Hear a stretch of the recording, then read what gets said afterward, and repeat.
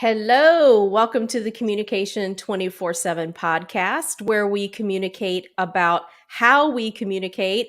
I'm your host, Jennifer Furlong. Today, I have a communication expert with me. And when I say expert, I really mean expert. Not like, sometimes I'll have guests who contact me and they see I do a communication show and it's like, hey, I've communicated. I can talk about communication. No, this is not that type of guest. This is someone who really knows what she is talking about in the communication realm. I'm so excited to have this conversation with her. So, my guest that I would like to introduce to you today, she is known for her provocative style and she has a lot of fun with her audiences. She's really good on stage. She's not afraid to look deep into our communication issues, our challenges, and she's not afraid to talk about them, which is another reason why I'm so excited to have her on the show. She has studied German and English language and literature, linguistics and psychology. She's pursued an international career in PR and advertising and corporate communications. She speaks 3 languages, y'all. So she does a lot of traveling and she can actually communicate wherever she travels. So that's a really nice thing to be able to do. She's got a couple of passports. She's located in the Netherlands. So it's a little late for her while we're doing this interview. But I have no doubt that we're still going to have a lot of fun. Katja Schleicher, thank you so much for being on the show. I am so happy that you're here to talk about all things communication, but mostly intercultural communication. How are you doing? I'm very well. Hi, Jennifer. And the good thing is, for me, it's a midnight show, basically. And for you in Savannah, where they actually were doing Midnight in the Garden of Good and Evil. So that can't be a coincidence, right? Yeah. Yeah. Yeah. No So, coincidences, right? yeah. So I gave a really quick intro, nowhere near enough time to be able to talk about your background and all of the experiences that you've had in the communication realm over the past, 10, 20 years? How long have you been in the communication field doing this thing as a speaker and as an executive coach? Oh, no, that part, not that long. But in the communication business, if you would ask my mother, she probably would say, Since let's birth? say 2 days, and then you started that thing. Yeah. But, Yeah. and I always call it, I found an early calling. So, Yeah. because I cannot remember a time where I was absolutely convinced that communication is the only way to save the world. Yeah. Oh, Already when I absolutely. was when I was a little girl, Uh-huh. I thought like, okay, why do these people not talk to each other? Yeah. It is not that complicated. Now I learned later on that obviously there's a huge group of people who consider exactly that. Well, I didn't see any seem to have any problem with. They consider that a problem. So indeed I turned it into a business, and under my own label since 2006. Mm. But before that, I've been in the business since, oh God, before the internet. Yeah. Ha! Ha! Ha! Some Yeah, of the listeners might be, "Oh, there was a time before the I internet?" witnessed the internet being born, which was a huge step on communication, which was really huge. Oh, big time. I mean, I feel like I sound like one of those old farts, right? Sometimes I talk to some of my communication students in college and I'm like, back in my day, before, we weren't able to Google stuff. We had to go to the library, and do our research and But communicate face to the good face. thing is that when you know both, Yeah, you that's even great. are more appreciative. And the young generation in learning all the emojis and these subtle use of emojis Mhm. is a very fun thing to do. So I think the the richness of what we had, what we have, and what we're probably going to have with anything ChatGPT likes. We will Mhm. see what comes from that. Um, so communication has always been on the tip top of this golf, whatever happened, we needed to talk about. And this gives us a wonderful opportunity, don't you think? Yeah, absolutely. It's actually a lot of fun to see how technology has helped communication along, Yeah, but it's also presented some challenges at the same time. So it definitely is a skill. It's a separate skill that we're having to learn. yeah, In absolutely your busy. experiences, since you travel all over the place, talking to all kinds of different audiences about communication skills, what have you noticed to be some of the most difficult communication challenges across cultural boundaries when it comes to using technology? Technologically, little. Mhm. There is people who are more advanced with technology, some others are less. Yeah. The bigger challenge in to me Mhm.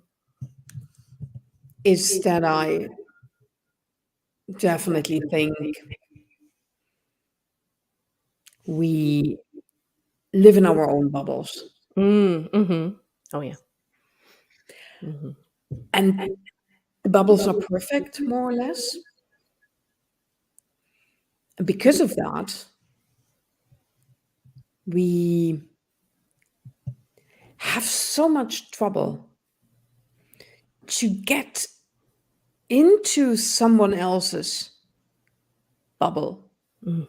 So if the best thing that could happen to us in communication is that the bubbles are Mhm. mixing and matching. Yeah. And to me, that seems to be the hardest part because we worked on our bubble so hard and Mhm. it's so perfect, and everybody's bubble is perfect. Yeah. And that makes it so complicated. So why do I need to change? Why do I have to listen to you? Why do I have to follow your lead? Mhm. And if we would start there, the rest, there is differences in hierarchies. There is differences in tightness, in looseness of communication, in directness, and all the intercultural aspects we can and clusters we can talk about. But this, to me, seems the most important one. Yeah, yeah. I find it fascinating in intercultural communication. A lot of times, we'll think in terms of international Mhm. conversations, crossing the borders and how challenging that can be to have a conversation with someone who comes from a culture that is just so vastly, or at least we're perceiving it to be so vastly different, Mhm. from our own. But I think it's also important to note that even when we come from the same country, like I know here in the United States, we're so huge. I mean, if you go to the West Coast versus the East Coast or go to the North versus the South, so many different cultures are even within, the same system within the same United States. Yeah. So it's not just about, crossing intercultural boundaries, but even the person right next door, there's a good chance that there's going to be some type of cultural difference that we'll have to learn how to navigate and Yeah. communicate with them more And look effectively. look in one company, right? Mhm. The administration department is probably completely different Mhm. from the marketing department. Yeah. Very often I see that the marketing person from one country can get along with the marketing person from another country way better Yeah. than the purchasing manager from one company with the marketing Mhm. department from the same company, because the cultural clusters, even in the same company, even if you say, okay, we are selling the same product, we are offering the same services, even then the clusters are different, right? Yeah. Yeah. Um, when you've gone into whether it's an organization, to talk to an audience, or you've been on stage to talk, to an audience, a generalized audience, What are some of the common questions that you're asked from them in terms of how to improve their communication across different cultures? Do you see any common themes that tend to pop up? Now, as we all, as human beings, we wanna avoid pain. Yeah, yeah. We wanna avoid being rejected, Mhm. and we wanna achieve um, belonging to somewhere, to a group or to whatever. And in between that, all the questions range. Why aren't they understanding what I'm meaning? Mhm. Why am I always be misunderstood? How can I improve that they understand me more easily, faster, frictionless or friction free? So this is the range. We want to be less misunderstood. We want to be more understood, and we want to be received with our messages in a way that the audience we talk to can intentionally do what we are planning. Mhm. And that is in the end, it is the same in intercultural communication as it is with every communication. We say something, and somehow we want that the the people we talk to, we speak with, we have a conversation with, that they are doing what we are intending them to do. Yes. Um, Yeah. And along the way, all the questions ramp up Yeah. in intercultural contexts, in different companies, or take a merger, take Mhm. a company, a takeover, right? A company Mhm. takes over another one, or there's a buyout or whatever, and there, even within the same culture or the same region, these questions pop up. Oh, yeah. Being understood and being less misunderstood. How Yeah. to achieve that? That's Yeah. the most common thing. That's a challenge. I agree. I think that's a challenge across the board. One of the things that I do is, as a media analyst, is I read and rate the news for reliability and bias. And I get to have conversations with other analysts from across the political spectrum. Yeah. And if we disagree on how we're seeing a certain news story, sometimes we end up having a pretty robust conversation, because of that. And sometimes we're not no one is necessarily wrong.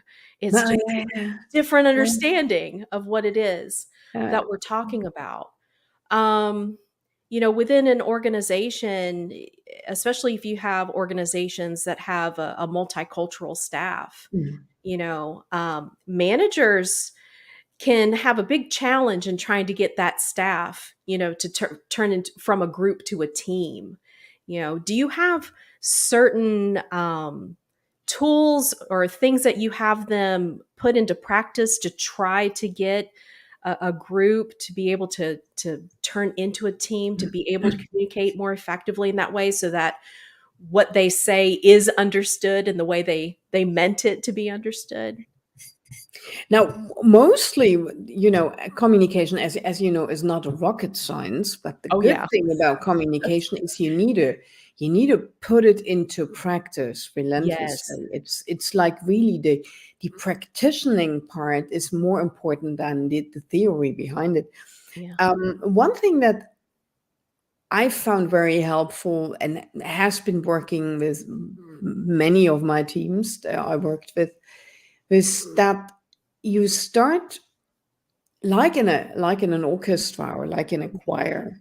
You collect what voices, what instruments you have, Mhm. Mm. and you kind of assess what is Yeah. there, Mhm.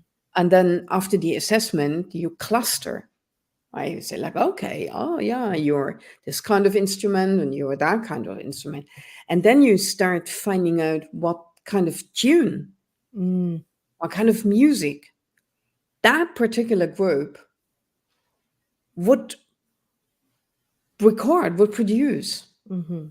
without any connection to any biases or company important things. Just let them find out their own tune. Yeah. It takes time. It's not a very fast exercise actually, because Yeah. sometimes, like in a choir, you have to adapt to other voices. You have to listen to your own voice, which is not an Mhm. easy thing. And afterwards, then you can connect to the other clusters, to the other orchestras in your company or in other countries. And this part gives you much more self-confidence as a Mhm. team, Mhm. because then you have it feels like you have something to offer. Hey, this Right. is our music, right? And uh, can you tune in with our music? And all of a sudden there is a conversation going. Yeah. I think this is a very helpful exercise, that you learn um, to assess what you have in house, how the tunes are, and how you play with each other Yeah. in this particular group, to turn it into a team. Because then you learn that every voice is different, and then you start getting less judgmental, which Right. we are by nature. We think, okay, this is good, this is bad, this is red, this is blue, Mhm. and we put a label on it, and that is very often not helping Yeah. Yeah. general progress. Let me put it like that. I love the analogy, and I could see myself taking something like that and running with it. Like, okay, you're a team. Pick your, what instrument are you? And okay, oh, you must be a trumpet. I could imagine.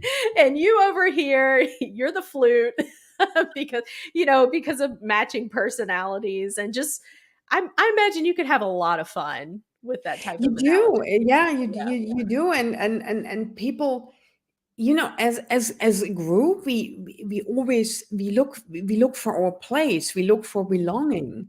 Oh, Yeah. where am I in this group? And Yeah. uh, when and how is my voice heard? Yeah. How do I make myself understood? So, Yeah. and this, I always call that a finding exercise. It's such a it helps it first and foremost, it helps yourself, and that is an important for communication. I think more than anything else, it needs to start with yourself. If you only um Absolutely. have an orientation towards somebody else and Yeah. never listen to your own voice, you'll always have trouble expressing yourself, in my experience. Yeah. And those, going with the same analogy, those are the ones that I would call tone deaf, right? So Yeah. That is a yes. This is a good one. Yeah. I'm gonna steal that. yeah. You too. Then you're tone deaf. Yeah. Yeah. Yeah. Yeah. So you got to Yeah. be able to peel back that layer, find your voice, Or try. sometimes Yeah, it's even a tone. I'm already happy when that's people say, right. "Oh, I don't know voice," but maybe I have a beep. Yeah. Yeah. Let's start with the beep. That's very often very helpful. Hey, there you go. You're a cowbell. Let's start with a Yeah. cowbell. Yeah.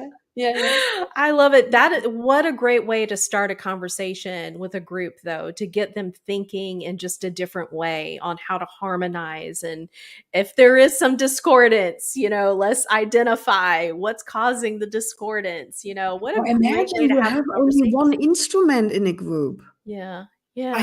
had a group half a year back, 6 months or something, and they were really struggling. They were put together from two teams, right? Mhm. So, and directions were not really clear, and so Mm. everybody tried to find their place.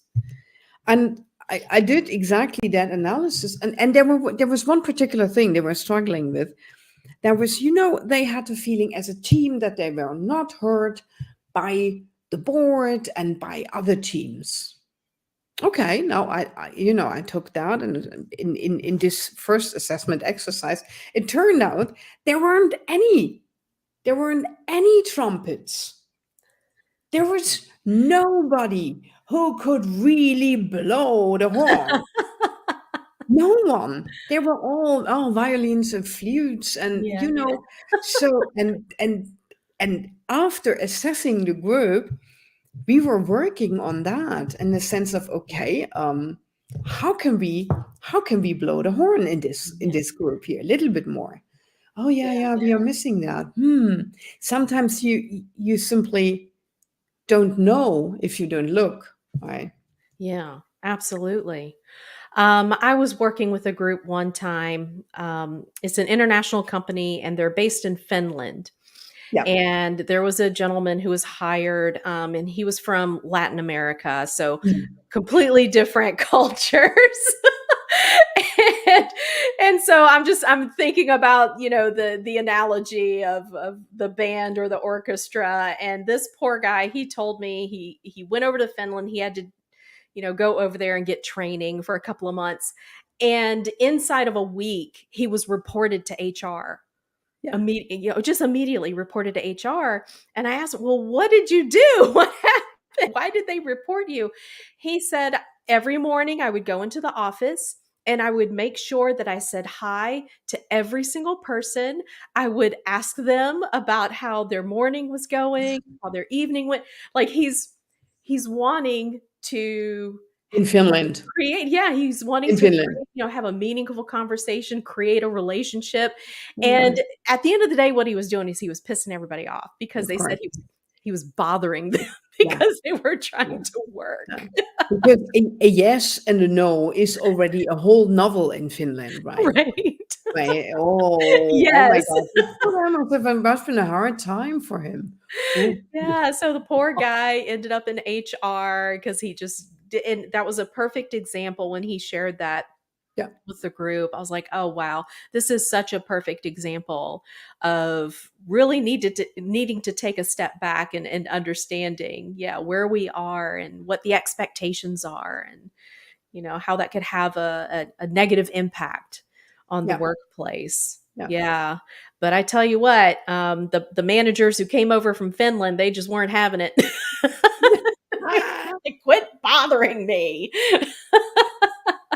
So I would envision them as like the percussionists. They're just, like could done. be. Could be. Yeah. Yeah. And that was it.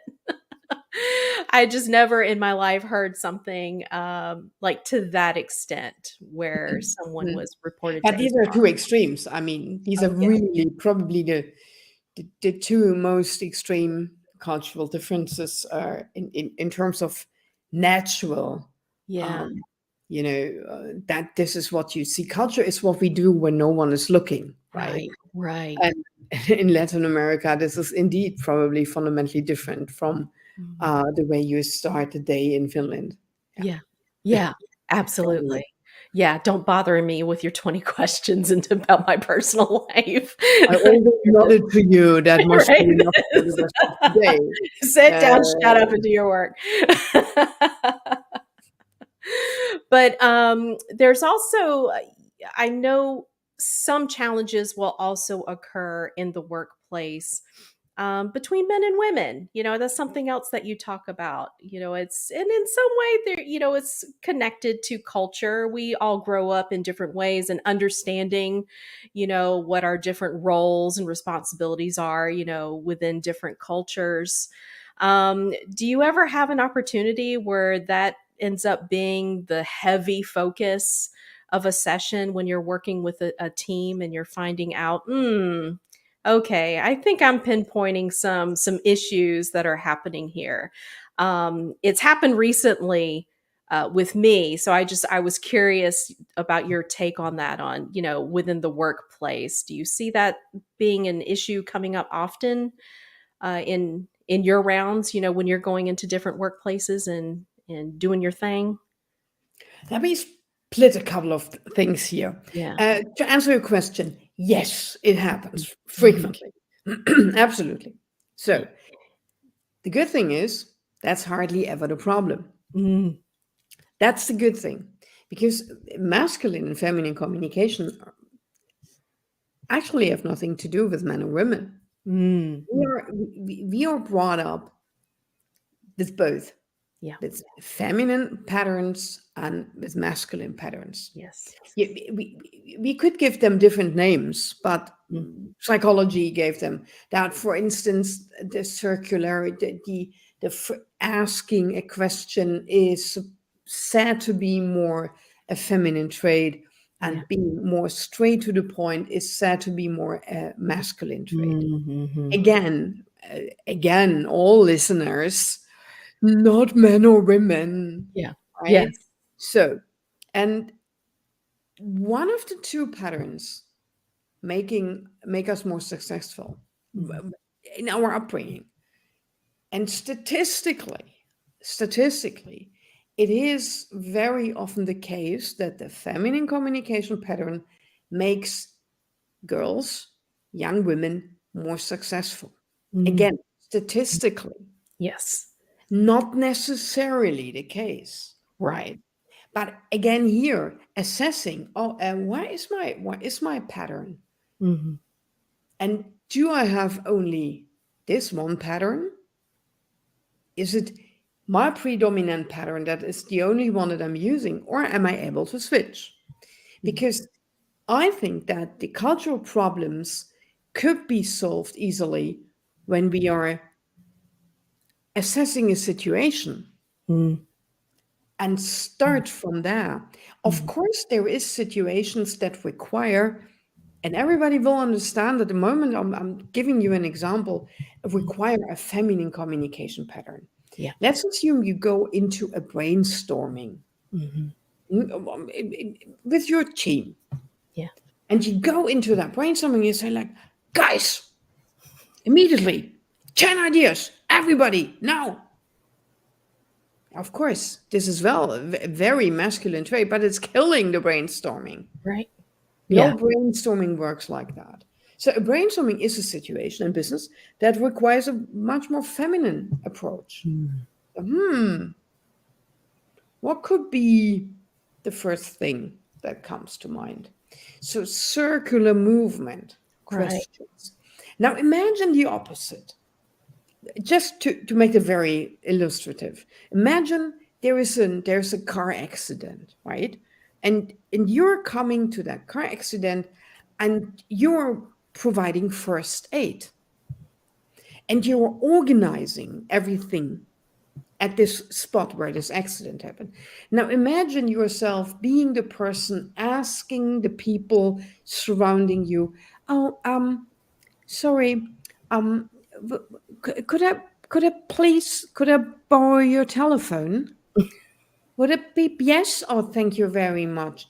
Um, could we possibly call 911? Yes, thank you.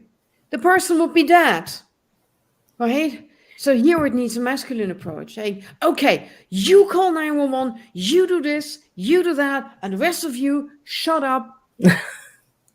Very simple. Because urgency, timing seems to require a more masculine pattern. Hmm. So it's a very simple example, but imagine you only can do one of the two. Right. Now, in a good leadership, in good means here, successful, impactful, empathic, uh, you need to be able to pull out the respective pattern according to the situation. And that means you have to assess the situation before that, That's right? right. That's right. Yeah. And like what you were saying before, being able to just kind of like look within and Yeah. understand, what patterns do I tend to fall Yeah. back on? Yeah.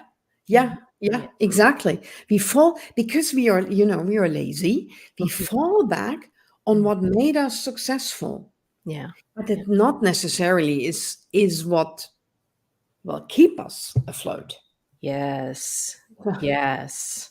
Yeah. It's like, you are really great at your job. Congratulations. You got a promotion. Now you're in charge of all these people, and all of the skills that you had before are worthless. Yeah. What got you there won't keep you there. It's one of the important things. And the more you skilled in adapting your communication to the situation, Mhm. to your audience, and to the greater good, the better it is. Yeah. Yeah. Yeah. And I really appreciate something you said earlier to that effect, regarding communication. You really do have to work at it. It's not something, this is not going to happen overnight. It's not like, oh, I understand this now. I need to adapt. And then you're just going to get it right out of the gate from here on Yeah. out.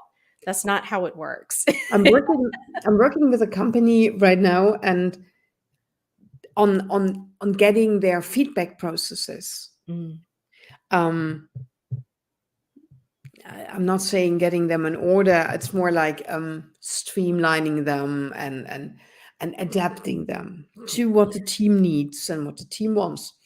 And during that work with them, it was exactly what we experienced. That people said, like, okay, now we have a process. Now we can follow the process,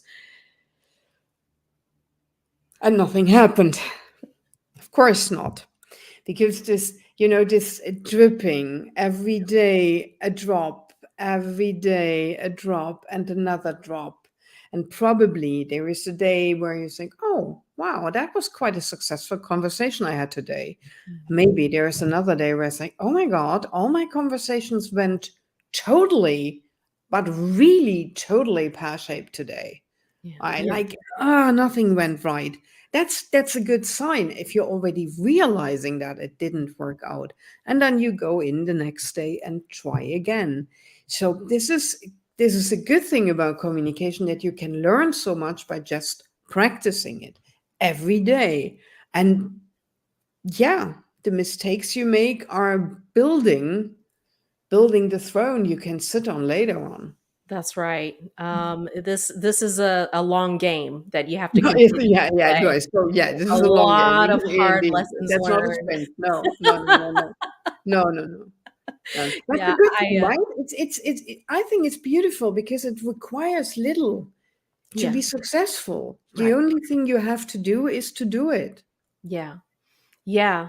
And to focus on yourself more than everybody else. If you go through life expecting everyone else to adapt to who you are and your communication style, you're going to be a miserable person for the rest of your life. But if you can just take one thing, like you said earlier, assess it, take a step back, assess what went wrong today. If I could do this all over again, what's one thing I could change? And that may have a huge impact, Yeah, on the yeah. situation for next And time. feast on what went well. Yeah. Same thing. Oh, unexpectedly, I did great in this Yeah. question or in this presentation, whatever. Yeah. Right. And Yeah. don't eat, don't eat, don't chew too much. This is Yes. something I really I really see very often, that people think, like, oh, come on, I can take on this big chunk.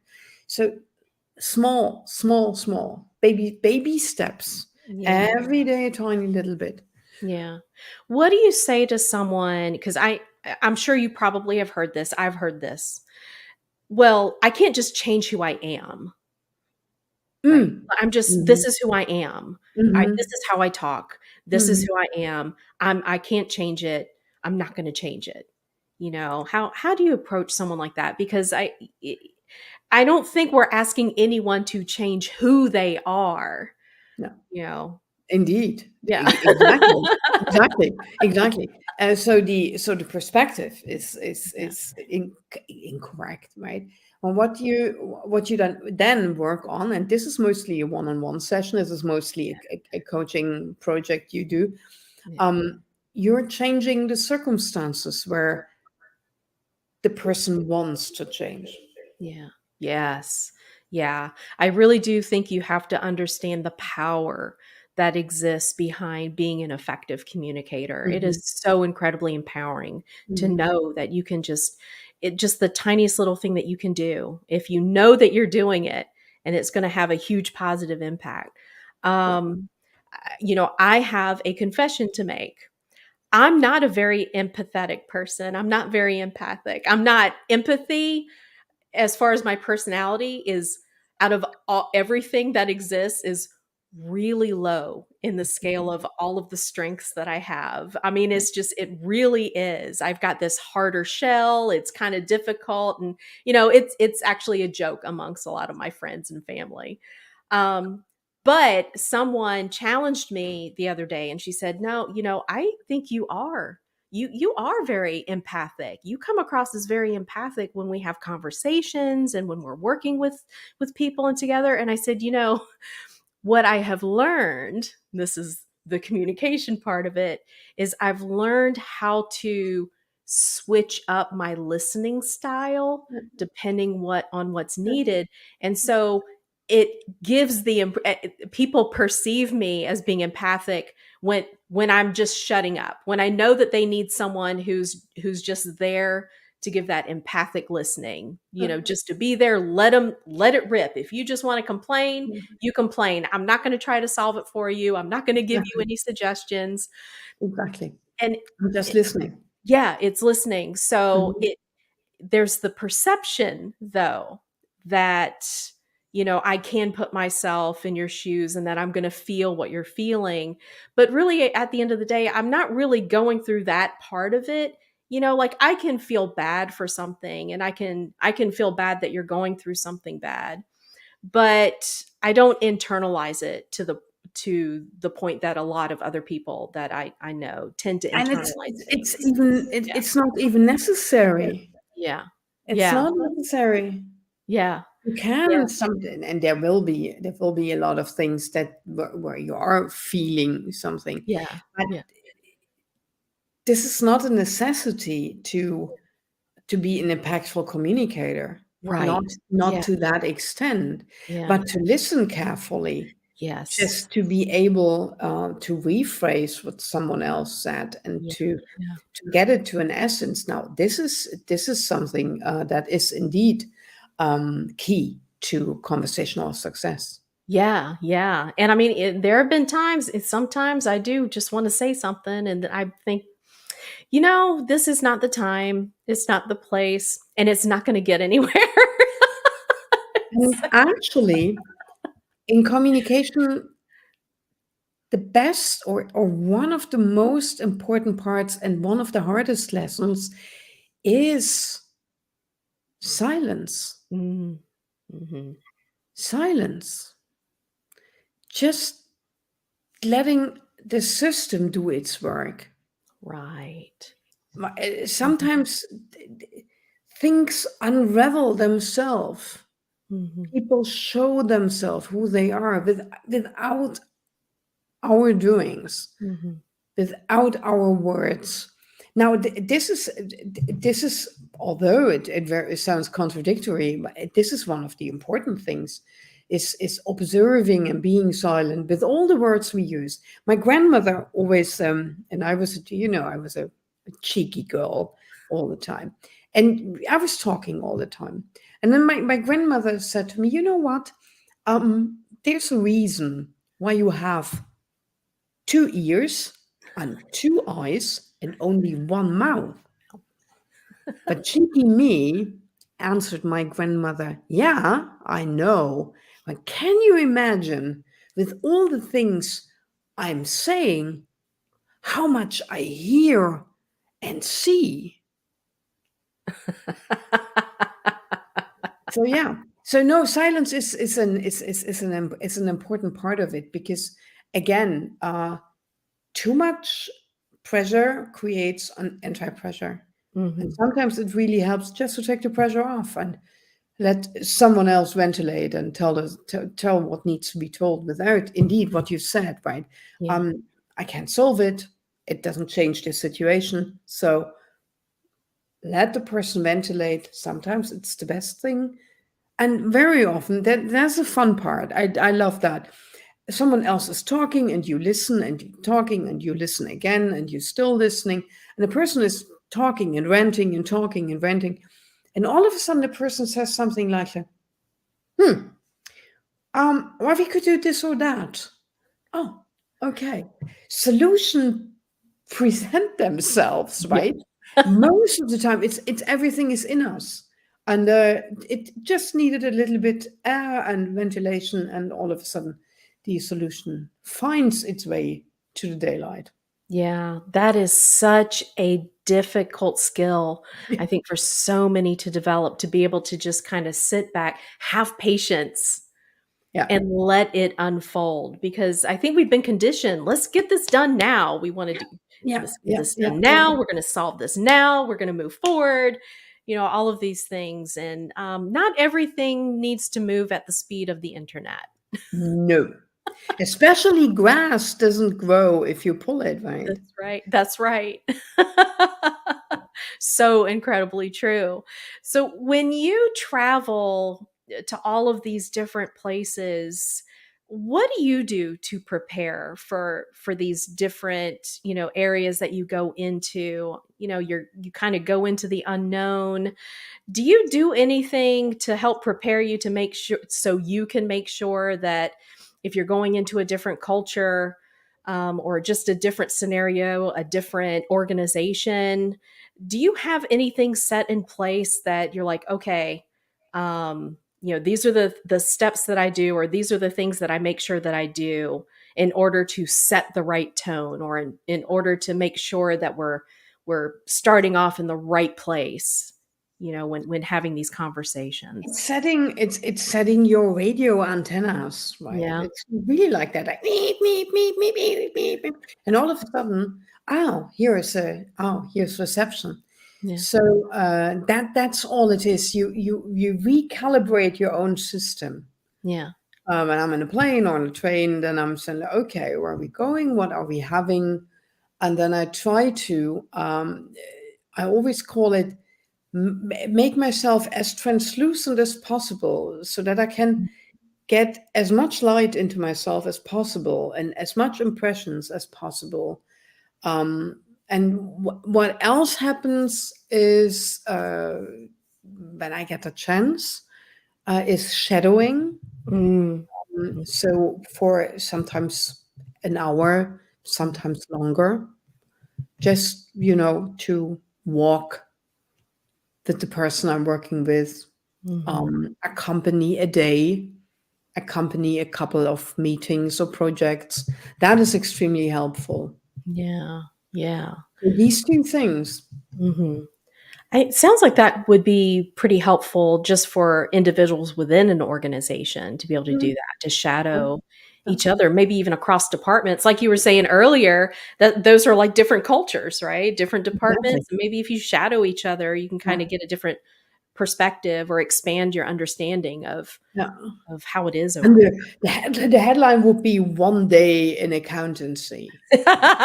My nightmare would be not my nightmare. But yeah, right. This is helpful. Yeah. This is helpful to learn different tunes. Yeah. And then they could be like, so that's why you are the way you are. Exactly. Right? But it's why you treat this particular aspect.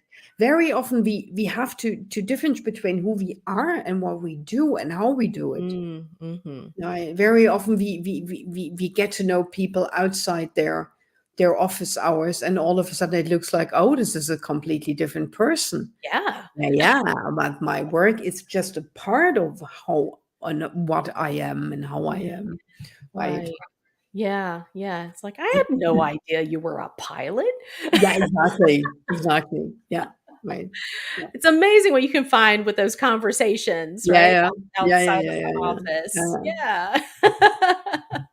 So, what is the most difficult challenge that you have encountered going into these organizations and going into, different areas of the world?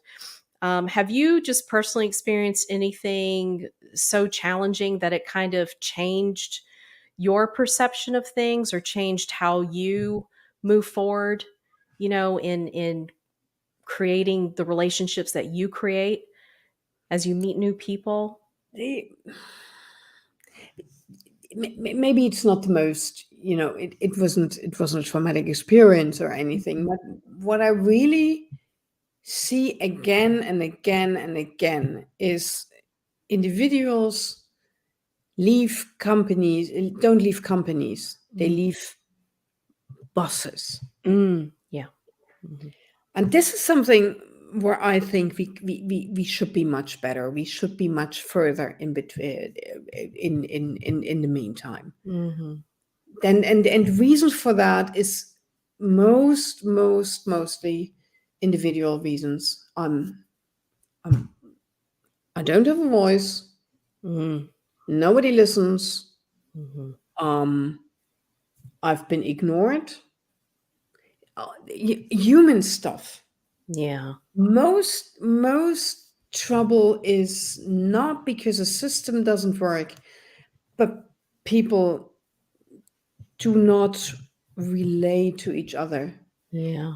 And that to me gets companies in trouble. Right. Yeah. So, Yeah. and to me, if you would work on that much more focused, Mm. oh, we would have so much better results. Yeah. Who Yeah. doesn't want to feel acknowledged, Yeah, right? exactly. Yeah. Yeah, exactly. Who doesn't wanna feel like they have a place? I have a Yeah. place and I have a good place and I have experience and all that. And very often this is too little heard and too little seen Yeah. and communicated. Yeah. Yeah. I think what a lot of organizations don't realize too, when people who are communication experts come in to help, this is in some ways the fun stuff too. Like you get to realize the connections that you can have with those within the organization. And that's fun. Yeah, That's the cool stuff when you get to see each other as human beings and you start having these conversations you otherwise never would have had, developing these relationships. So, yeah. and sometimes you got to get through the hard stuff to get to the good stuff that's on the other side, with the conflict and all of that. Although most of the conflicts could be resolved way earlier, Yeah. Yeah. if he would give everybody a certain visibility, Yeah. audibility, a voice, Mhm. then many conflicts in a company wouldn't even occur. Yeah. Yeah. So, what can the boss do to ensure um, that their employees are heard? What are some things you would suggest to them? There find two things. Go and that's maybe interesting. Um, we always talk about finding commonalities, right? Which is a Yeah. good thing, and I like commonalities. But much more fun, much more thrill, Mhm. if you want, is what happens at the borders. Mm, So one of my favorite exercises in team building or a boss with teams, you decide, is walk the border, mm, so that you talk to each other in a way like, okay, what are our biggest differences? mm. Where are you totally different? Yeah. And why I think this is so much more thrilling than the rest is exactly because that is the reason, because we go on holiday. Yeah. Yeah. We don't go on holiday to experience the same thing as we did at home. That's so true. No, we want to do the different. No, we want to eat different things. We want to see different things. Yeah. Oh, they have different means of transport here. Oh my God, what is it? Yeah. We go there because everything is different and everything is kind of new and is kind of prickling our brains. This is what's cool. And Yeah. if we start in this team building exercise, again, don't forget the commonalities, but walk the border and experience your next door neighbor, your colleague, like you would go on vacation. Mm, In mm. the sense of, wow, everything is, what is the biggest difference? And then talk about these, not in the sense of conflict Right. or contrast. Yeah. Contrast is good because black and white makes better Mm. photos, right? Yeah. And Yeah. after that, after that first exercise, you go into the commonality exercise.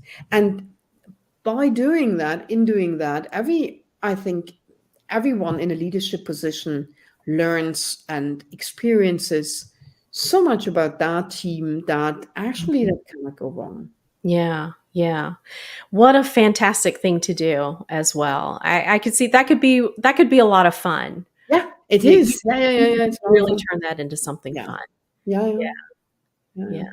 So conflict doesn't have to be negative. It can be good. If you take it as contrast, Yeah, not yeah, as conflict, but yeah, contrast is good conflict is troublesome. Mhm. That's right. That's right. Well, thank you so much for all of this wonderful information. You are just a wealth of good ideas. I think any organization that has you come and work with them for any type of communication, whether it's intercultural communication, interpersonal communication, I could see you doing a lot of good out there. And I think we just need so much more of that. So thank you for sharing that with us. Is there anything that maybe I should have asked or I haven't asked yet that, a final thought you would like to give to the audience before we sign off? I would say that what the audience should ask themselves, why didn't I as a leader in my position, why didn't I do more of Mhm. this when they listen to the podcast? Because very often what we experience that communication seems so easy, so that very often it isn't taken very seriously in comparison to a new CRM system or whatever. But it should be. Yeah. So, everybody listening to that, go back to your teams and ask them what they Mhm. would like to do to make their conversations more lively. Wonderful. Yeah, that's a great way to start it. Thank you so much again for being on the show and helping us understand communication just slightly better. Again, we're in it for the long haul, one little bit at a time. Don't try to chew too much at one time. So, how do we get in touch with you? How does the audience find you? Very, very simple. I'm very big on LinkedIn, and there is only a little number of people with my name. Katja Mhm. Schleicher is easy. So, of course, the internet. We already talked about that. The good old internet helps a lot. So you find me on katjaschleicher.com, and you find me on Twitter. Yeah. All Media right. coaching on Twitter. It's pretty easy to find. Yeah. Yeah. So All right. happy to Well, be we'll in contact. We'll find you out there in the Twitterverse Yeah. and on LinkedIn. I'll make sure to put all of the links in the show notes as well, so we can make it really easy to find you and contact. Thank you. Thank All you, right. Jennifer. What a profitable hour. Yeah, absolutely. All right, everyone. Hope you have a great rest of your day and put this to practice. We'll see you soon.